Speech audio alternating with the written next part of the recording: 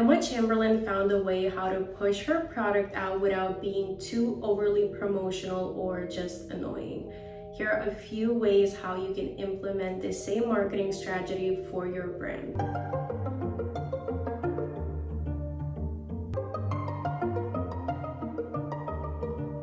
Hi, my name is Lotion and welcome back to my channel. If you are new here, I love to explore brands that have interesting stories to tell or just share marketing strategies behind it. I have a few years of experience in marketing field and degree as well. The main idea of this channel is for me to learn all of the secrets, I would say, so I can start my own business next year. So if you would like to tag along, please don't forget to give this video a thumbs up and click the subscribe button down below. Emma Chamberlain launched her brand in 2020, and I think that's when she reached her peak in popularity. We see a lot of celebrities launching their makeup brands or perfume brands, right? But it just seems so forced sometimes and it comes across as not authentic. But if you watch Emma's content, you would notice that she's been drinking coffee like any of us, but she was showcasing it every day as well, right? Just taking us through her day, taking a sip of coffee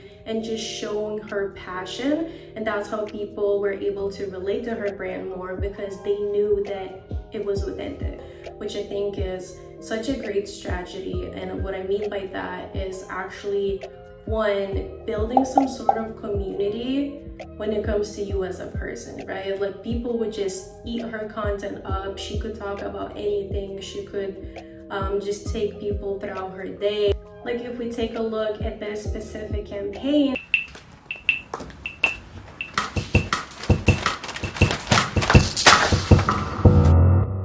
Shit.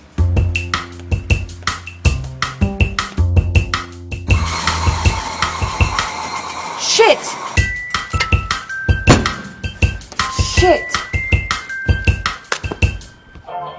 Shit. Shit. Shit. Shit. Shit.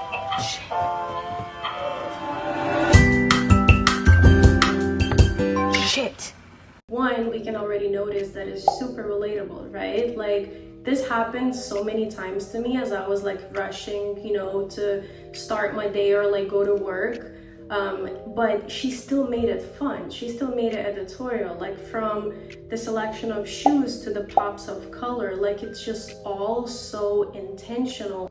And I think the funniest one, like the bathroom scene, right? Like, once again, it's like, normally you wouldn't want to see that, but she still made it look good. I also noticed that I see more and more brands mixing up fashion and food, and that is my favorite thing ever. A few examples: Jacquemus, absolutely killing it. So I think she also took a similar approach where her coffee wasn't just like, boring ads like, let's say, Starbucks that we're used to it. And I'm not saying there is anything wrong with Starbucks campaign, like we all drink it and like it, right? Well, not anymore. But anyways, I think it's important to note that her editorial type of look when it comes to her campaign is very like thought-provoking, right? Like, it makes your head turn.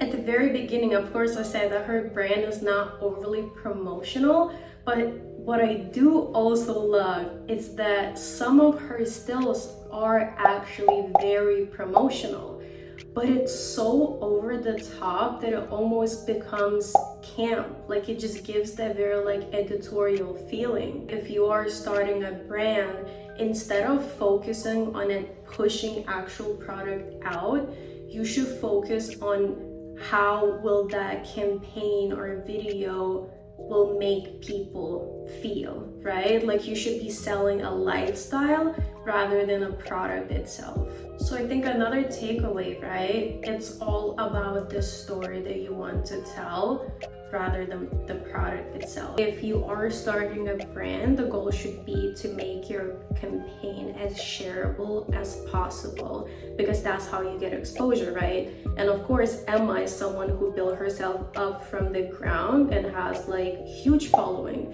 But if you are someone just starting now and you don't have a plan in place, right? Just start from the beginning. Start from the things that you actually love. Try to like find things that could be relatable. And when you do something like this, it becomes like a snowball effect, right? Like you have people like me talking about it, you have people writing articles about it, speaking on TikTok about it, on any social media platform. And that should be your goal, especially if you are someone who does not have millions of followers. And then let's talk about her packaging.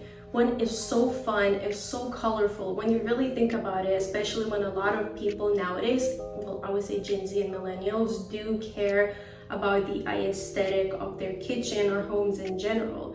If you look at like Folgers or Starbucks coffee, like normally that just always lives in my cabinet. Like I would never leave it out. But when it comes to Chamberlain coffee, I would probably think about it and maybe even add like a magazine next to it because it becomes almost like a decor piece. And then when if people come over and see the coffee, that's free marketing for her, right? So this is why it's really important to actually put more intention and storytelling to your packaging. And I think the main takeaway from this, right, there are so many coffee brands, and if you talk to your friends and you say, hey, I wanted to start a coffee brand, the first thing you'll probably hear is that it's too oversaturated. So you really have to dig deeper and think about ways how you can differentiate your brand through, like, once again, packaging, photography, or just storytelling. Bye.